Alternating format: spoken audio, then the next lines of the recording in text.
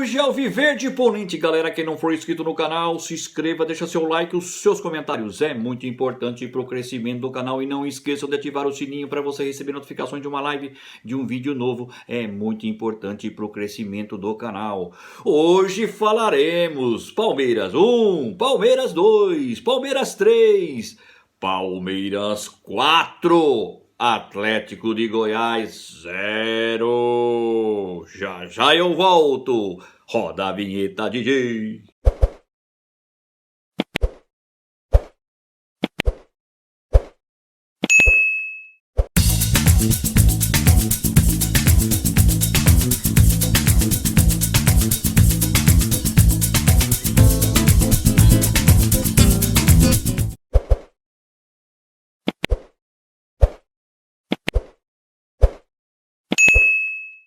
Voltamos, galera, agora 1, 2, 3, 4-0 Palmeiras em cima do Atlético de Goiás. Abel Ferreira exalta espírito coletivo do Palmeiras em gesto de Veiga, deixando né, o Scarpa deixar bater o pênalti e concluir em gol. Né? O Palmeiras fez uma partidaça, uma goleada sobre o Atlético de Goiás por 4-0, né? Rafael Veiga destacou-se na partida, na minha opinião, né? O cobrador oficial do time, jamais sendo errado, nunca errou um pênalti, né? E olha, o Palmeiras amassou o Atlético de Goiás. Eu espero esse espírito de raça, de vontade na final da Libertadores. Mas acompanha aí, fala aí, Abel. 4-0 Verdão. E é sempre legal a gente escutar e ver o técnico do Palmeiras falar. Vamos lá. Abel Ferreira. Isto é fruto do trabalho deles.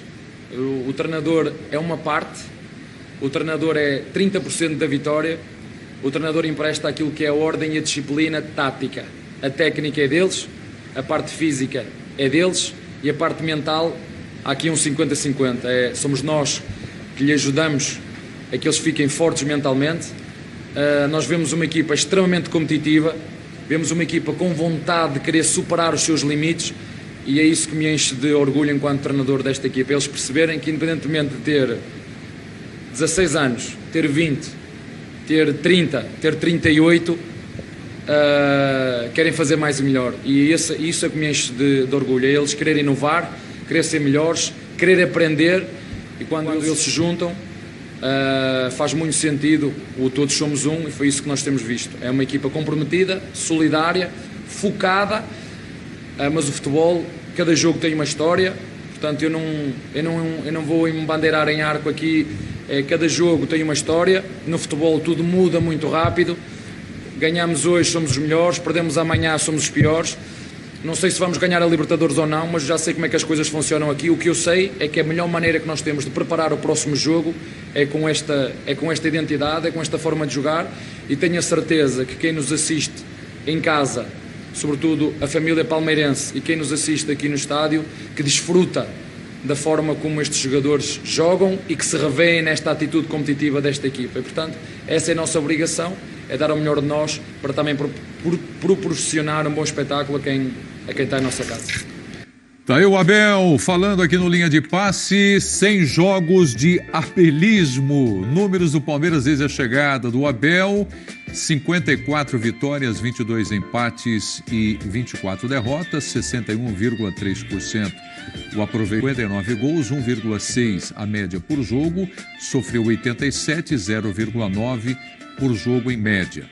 Comebol Libertadores da América, ele conquistou, e também a Copa do Brasil. O último técnico a atingir a marca de 100 jogos foi o Gilson Kleina, em 2014, que dirigiu o Palmeiras, tanto na Série A quanto na Série B do Campeonato Brasileiro. Dá para discutir 3 dias esse número. Qual deles? Todos? Dos 100 jogos. Dos 100 jogos? É claro, porque ele está no... O primeiro jogo dele no Palmeiras foi dia 5 de novembro do ano passado. Então ele está 370 dias no comando do time. 100 jogos em um 100 ano. jogos? Um ano. 100 jogos? Sabe, a gente se esforça para falar de futebol, né? Porque a gente devia estar chamando a polícia. Isso é para chamar a polícia, camburão tem que abrir, alguém tem que entrar. Alguém tem que ser preso por um time realizar 100 jogos no ano.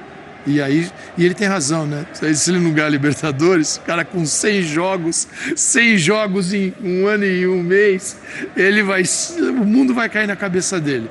E se ele ganhar, aí é o padrão, tá vendo? Não precisa mudar nada.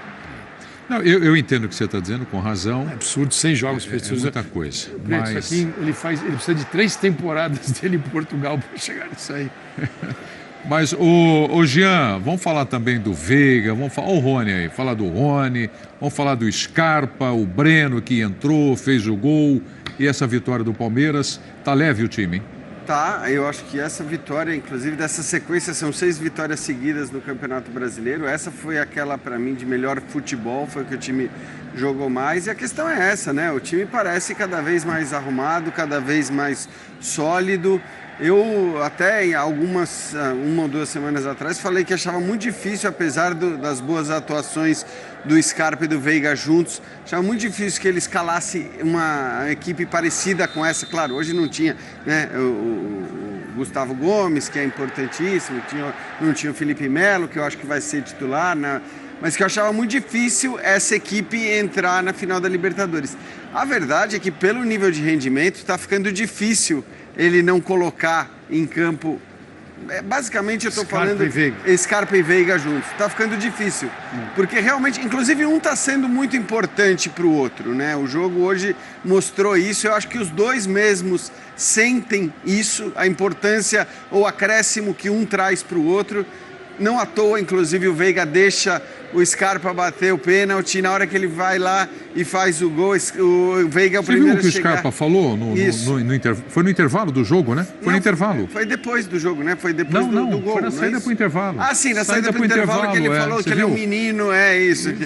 Não, até o lugar onde você joga em campo, não, eu falei pro Abel, a gente já conversou, ele sabe onde que eu gosto de jogar e tudo mais. Primordialmente é no meio, mas que pra gente poder jogar junto, e é importante para os dois jogarem junto. E acho que a gente percebe isso, né, Prieto? A gente percebe de fato que está sendo importante. Pode ser então, eu já não acreditava muito nessa possibilidade, mas pelo rendimento eu estou achando que será sim possível que a gente veja esses dois juntos em campo. O que não significa dizer que o time vai ser exatamente esse, com uma linha de 4 atrás, né? A gente sabe que o Abel gosta de mudar e de surpreender nesse tipo de jogo como a final da Libertadores, então pode até ser que tenhamos surpresas, mas é o que eu dizia, tá ficando difícil você escalar um time na final que não tenha esses dois jogadores juntos. Lembra que a gente falou do Mike Rony também também não saem, né? Lembra que a gente falou do Mike também? Pô, quem voltando, né? Aliás, entrou no jogo hoje. E o fato dele ter entrado no jogo hoje talvez mostre que ele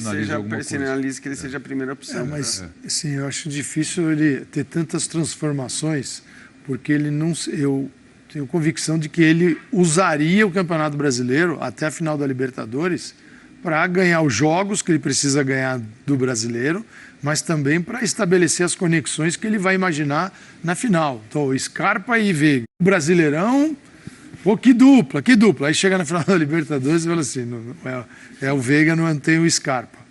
E volta o Felipe Melo. Você muda. Aí na volância, eu acho que ele vai de Felipe. Nos jogos mais difíceis contra o Atlético Mineiro. Está preparando ele. Hulk e Diego Costa no setor, que ele põe um jogador de uma capacidade de imposição física ali também. E que está jogando muito bem, né? E que ali naquele momento ele não precisava tanta mobilidade, sim, enfrentar aquela força. Eu acho que hoje ele escalou o Felipe Melo. Tem outro comportamento, né? O Flamengo tem um outro comportamento. Você não tem aquele jogador na área, você tem o Gabigol que sai, mas tem o Bruno Henrique também, que é uma preocupação. O Flamengo, se tiver todo mundo bem, é aquele Flamengo com a Arrascaeta, Bruno Henrique, Gabigol. Agora, assim, vai me surpreender muito se você chegar na final da Libertadores e encontrar um time tão alterado que não foi utilizado nesses jogos do Brasileiro, aí não bateria, sabe, com aquilo que ele pensa e propaga a respeito do futebol. Eu acredito que a gente está vendo um pouco, com variações, mas não muitas, muito do Palmeiras que vai entrar em campo na final da Libertadores da América. Scarpa, Veiga, Rony e Dudu. Difícil que não seja esse. Eu acho É que ele tem esse histórico, né, Calçade? Eu tenho lá minhas dúvidas. De chegar no jogo decisivo Tem. e mudar. Foi isso contra o São Paulo na semifinal da Libertadores, foi isso na semifinal, nas quartas de final da Libertadores, foi isso contra o Atlético também na semifinal, né? O Birner, Scarpa, Rony, Veiga e Dudu, você tem dúvida? Tenho. Qual? Bastante. Porque, para mim, ele está criando alternativas que ele vai usar de acordo com o adversário e com circunstâncias de jogo. Para mim, como é um estrategista, ele também está deixando o Renato, não sei se muda muito isso, porque o Renato não é estrategista, com dúvidas a respeito do que ele vai enfrentar. Por exemplo, se amanhã o Palmeiras fosse pegar o Atlético Mineiro na decisão da Libertadores, não na semifinal, mas vamos supor que não tivesse acontecido o jogo e fosse acontecer amanhã, eu tenho absoluta certeza que ele faria exatamente o que ele fez no primeiro jogo ou no segundo jogo, mais provável que ele fez no segundo jogo contra o Atlético Mineiro, mesmo vindo dessa sequência, porque ele é um estrategista. Esse é um dos motivos que eu elogio tanto o Abel. E o time tem memória tática para jogar de outras maneiras. Bem. Então, para mim vai depender muito de quem o Renato terá à disposição. Se o Renato tiver o time titular inteiro, principalmente o meio-campo e o ataque, eu acho que o Abel fará uma coisa. Se o Renato, por exemplo, tiver com um time parecido com o atual, que vive mais de contra-ataque, que não tem posse de bola no meio de campo, eu acho que o Abel não jogaria dessa maneira, mas ele pode fazer alguma coisa um pouco diferente. Afinal, eu gosto de lembrar, ele já usou diversos desenhos táticos e muitos deles funcionaram a contento e alguns deles parecem bem estabelecidos. Então, eu não tenho a menor convicção que ele vai repetir esse time que vem atuando agora. Para mim, ele está aprimorando, dando rodagem para um tipo de jogo que o time não havia feito antes. Esse jogo está consolidado, funciona também. E aí, dependendo do que acontecer no jogo, da escalação do Flamengo, de como estiver a partida, ele vai usar isso em algum momento. Acho eu. Até porque é um jogo com os nervos à flor da pele. Quando você toma um gol, o impacto é enorme. Você tomar um gol do Flamengo e ceder o contra-ataque para o Flamengo é algo bem complicado, porque o Flamengo faz jogos ruins assim, mas também pode fazer jogos ótimos e ninguém sabe disso, porque você não despreza o potencial técnico dos jogadores do Flamengo, né, que individualmente ainda é o time mais capaz do país, e eu acho que ele vai pesar tudo isso. E quando ele pesar tudo isso, se eu tivesse que apostar hoje, sem saber qual time que o Flamengo vai usar, em princípio eu diria que ele não jogará com essa formação que ele vem usando. Então, mas a minha questão é, o Birner falou que ele não tem a menor convicção, né?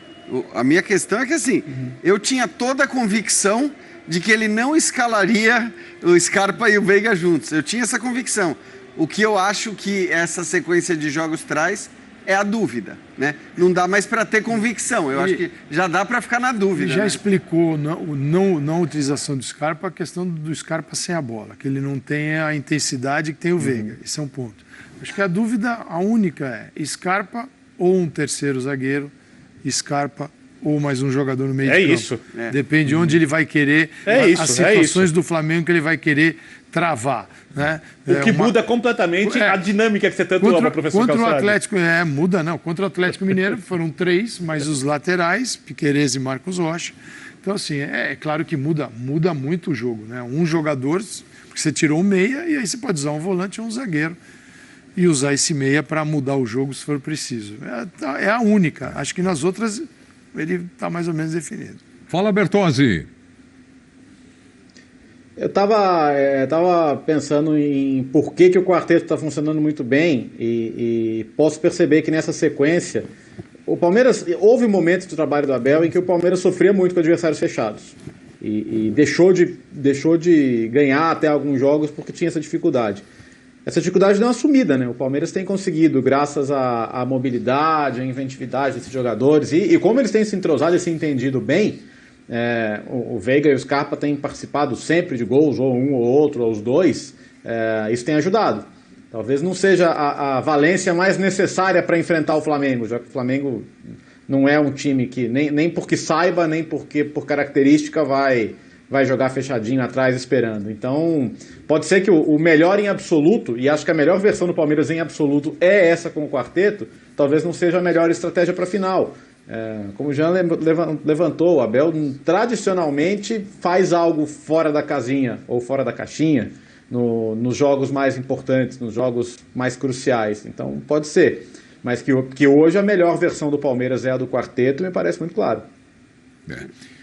Então, fala já. Não, e acho que talvez o que possa pesar mais ainda nessa decisão do Scarpa ou alguém para dar uma fechada, seja no meio ou seja um outro zagueiro, é a ausência do Marcos Rocha. Porque a verdade é que você não tem um cara que, apesar de muito criticado pela torcida, nos jogos decisivos, inclusive das últimas finais, dos últimos títulos, foi muito bem. E para o Abel, o Marcos Rocha é um cara que traz segurança. Ele não vai estar. E seja o Mike ou seja o Gabriel Menino por ali, acho até que... Voltamos, galera, com o Palmeiras. 1, 2, 3, 4-0. Ótima vitória. Tá difícil o brasileiro, mas ainda eu acredito no Palmeiras ser campeão brasileiro. E tri da Libertadores, com certeza, né? Quem não for inscrito no canal, se inscreva, deixa seu like, os seus comentários é muito importante para o crescimento do canal. E não esqueçam de ativar o sininho para você receber notificações de uma live, de um vídeo novo. É muito importante para o crescimento do canal. Muito obrigado, obrigado aos novos amigos, muito obrigado de coração. Aquele abraço, fiquem todos com Deus, amém.